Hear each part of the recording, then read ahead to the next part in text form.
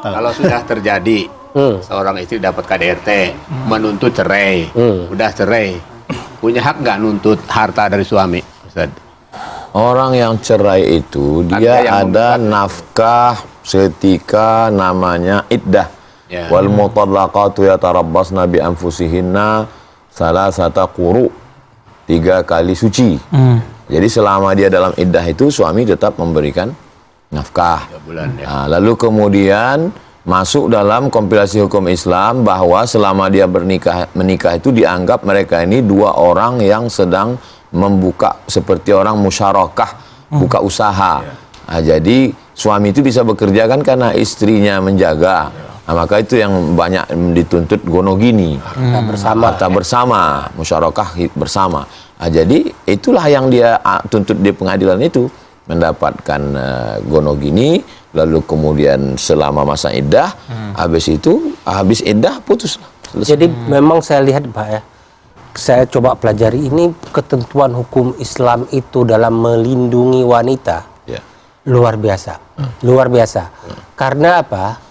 Dalam agama kita, dalam agama Islam, ketika suami sudah sangat, saya nggak mau menggunakan istilah yang sangat kasar ya, tapi zalim lah, ya, maka istri berhak menuntut. Tapi ada juga saudara-saudara kita yang beragama lain yang tidak dimungkinkan karena apa yang sudah dipersatukan oleh Tuhan, bahasanya itu tidak boleh dipisahkan oleh manusia. Nah, kalau ada kondisi yang sudah sedemikian rupa, Islam membolehkan, tapi itu sebagai pilihan yang terakhir.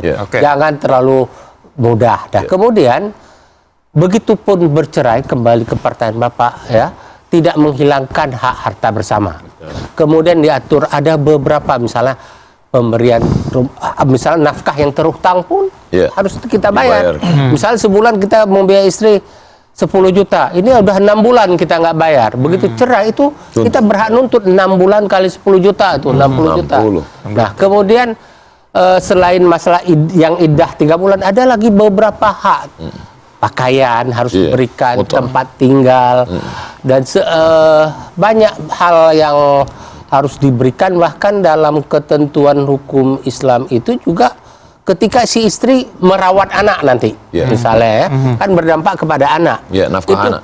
Itu juga si istri yang merawat anak itu juga harus diberikan nafkah. Izin Pak Nas, kalau selama ini kita saksikan kan ketika ada kasus KDRT, kemudian dia melaporkan ke pengadilan. Nah, ini biasanya kan pengacara-pengacara ini selalu ingin memenangkan aduannya nih, Mas. Sebetulnya kode etik dari pengacara itu sebenarnya apa? Apakah memang ada upaya untuk mempertahankan hubungan rumah tangga itu, atau dia ego ingin memenangkan kasusnya? Jadi gini, kami para pengacara ya, secara umum ya, ketika ada kasus rumah tangga, diundang para pihak terlebih dahulu, disuruh berdamai. Mediasi. Ada tetap mediasi. Tetap kita cobalah. Ini bukan persoalan siapa salah atau tidak. Ini masalah keluarga. Coba berdamai. Tetapi setelah kita upayakan nggak ketemu, ya pilihan terakhir perceraian. Nah, masalahnya adalah begitu perceraian tidak dimanage sedemikian rupa agar okelah cerailah dengan sebaik-baiknya. Cerai saja sudah tidak baik ya. Bagaimana cerai sebaik-baiknya? Tapi ada cara di manage sedemikian rupa, jangan menimbulkan konflik-konflik yang memalukan. Apalagi serang menyerang di media massa dan segala macam. Aduh, kadang-kadang kok saya pikir kita jadi objek entertain. Terlalu perceraian itu dijadikan entertain. Dan saya nggak pernah sependapat dengan pengacara-pengacara yang berbicara kepada publik persoalan rumah tangga yang harus diselesaikan. Kalau saya menganggap itu justru melanggar etika. Etika profesi dia tidak buka aib rumah tangga orang. Itu etika profesi ya. Nah, masalahnya sedemikian rupa serang menyerang, kadang-kadang yang hancur kliennya, yang naik panggung acara. Bisa jadi juga mereka ini sebetulnya hatinya sudah mau baik, tapi karena sudah dihebohkan, malu, ini nggak jadi kan? Betul. Karena pada dasarnya Pak Ustadz, ragu-ragu untuk cerai itu ada. Ya, pernah sekali waktu suami istri mau cerai, saya panggil dua-duanya, yakin cerai. Oke. Gini, sebelum saya bawa ke kalian berdua ke ranah pengadilan, saya minta sekali lagi dan terakhir kali. Hanya berdua, datang berlibur ke Bali. Duduk curhat ngomong apa adanya, tapi jangan ada kekerasan, tapi bisa saling buka. Berliburlah dalam keadaan sah. Masih sah kan? Hitung-hitung nikmati kesempatan terakhir dalam keadaan halal saudara, kan? Datang berlibur, pulang berlibur, dua batal cerai. Ustaz, mungkin terakhir. Berarti definisi mediasi itu liburan, jangan di ruang itu. Ustaz, terakhir nih, pesan untuk yang ngomong bapak-bapak. terakhir itu saya tuan rumah. Sebentar lagi subuh soalnya. Pesan untuk bapak-bapak sama saya calon bapak-bapak nih, biar bisa memuliakan istrinya supaya KDRT tidak terjadi dalam rumah tangga, harmonis terus sampai puluhan tahun sampai maut yang memisahkan. Apa Ustadz kuncinya? Yang tidak terlalu serius nggak usah dibuat serius.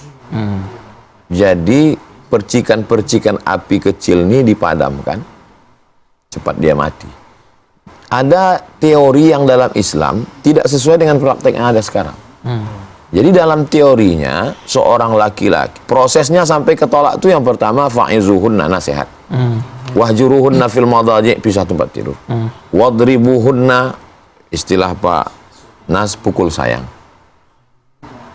Naik ke level yang keempat, fab'asu hakaman min ahlihi, mediator dari pihak laki-laki, wa hakaman min ahliha, mediator dari pihak perempuan, iyurida islahan, kalau mereka mau islah, yuwaffiqillahu bainahuma.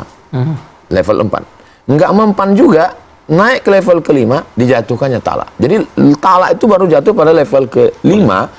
Dan talak dalam teori Islam ini bukan berarti si perempuan itu meninggalkan rumah. Dia jatuhkan talak itu 3 bulan, itu dia masih di dalam rumah, cuman pisah tempat. Kamar ya. Dia jatuhkan talak, pisah tempat. Jadi nggak ada orang yang tahu. Sehingga kalau hujan dia mau pulang, dia tinggal masuk aja. Tapi karena tadi sudah dihebohkan di medsos, sudah masuk entertain, pengacara dalam tanda kutip ngomong, lalu hatinya baik, nggak jadi, sungkan, malu, terjadilah apa yang terjadi. Nah, jadi ada perkara yang kita perlu serius, serius. Yang nggak perlu serius, nggak usah serius. Kembali kepada tuntunan ajaran Islam bahwa ar-rijalu, laki-laki, qawwamun, dia meluruskan. Tapi meluruskannya hunna libasul lakum wa antum libasul lahun. Fungsinya lembut lentur seperti pakaian. Fungsi pakaian ya ketika panas dia menjadi sejuk.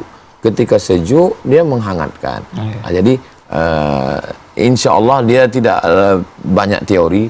Nanti nggak usah terlalu banyak teori. Saya ingin nambahkan begini. Ustaz, saya background sebagai guru. Kalau ada anak yang malas sekolah, ya, terus sikap kita sebagai orang tua supaya tidak terjadi nantinya KDRT harus bagaimana tuh? Sampai nasihatnya kadang-kadang kan kalau udah jengkel-jengkel. Anak zaman sekarang Gen Z tuh suka baper kalau diomelin. Saya pernah nggak sekolah 3 bulan. Saya keluar dari sekolah, cabut dari Medan. Tapi mak saya nggak pernah marah. Dia mengurus surat pindah ke Medan. Dia urus rapor ke kepala sekolah, dia urus semua. Lalu kemudian dia di Riau, dia cari sekolah yang nerima saya. Ada kebetulan Ustadz yang ceramah Maulid Nabi Isra Mi'raj, Hari Besar Islam, diundang ke rumah. Dia tanya, Ustadz, ini anak saya bisa nggak masuk ke sekolah Ustadz? Akhirnya masuk. Di situ saya ambil pelajaran dan selalu saya sampaikan bahwa jangan cepat menjudge anak-anak ini, karena saya pernah mengalami. Andai ibu saya keras waktu itu dan saya nggak sekolah, ya kita nggak sahur bersama sebenarnya. Jadi masih ada harapan dengan kelembutan, dengan kebaikan, dengan nasihat dan tentu aja doa. Maka insya Allah anak-anak kita tetap mau sekolah. Jadi salah satu cara lain untuk menghindari kekerasan rumah tangga itu adalah, pertama menurut hemat saya, jangan terlalu sensitif terhadap perasaan sendiri. Jangan baper tapi ya. Baper, tapi sensitiflah terhadap perasaan pasangan. Jadi kita berempati kepada pasangan. Jadi kalau tiba-tiba istri sedikit kebentak, kita jangan sensitif.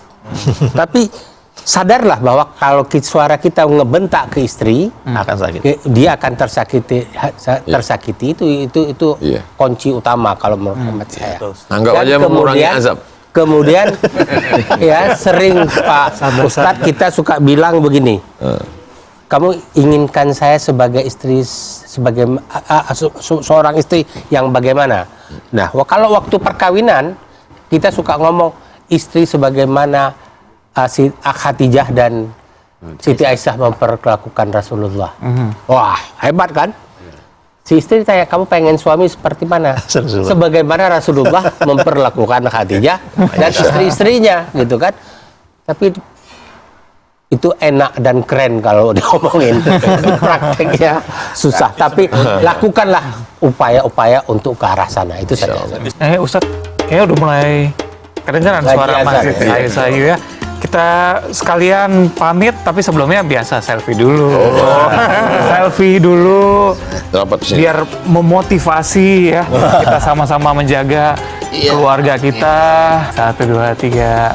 Oke, kita pamit ya, Pak Ustadz. Terima kasih banyak. Jazakumullah. Nanti kita sambung lagi. Siap. Ketemu halal bihalal. Insyaallah. Oh, Panas. Makasih banyak. Assalamualaikum. Nanti buat kursus perkawinan.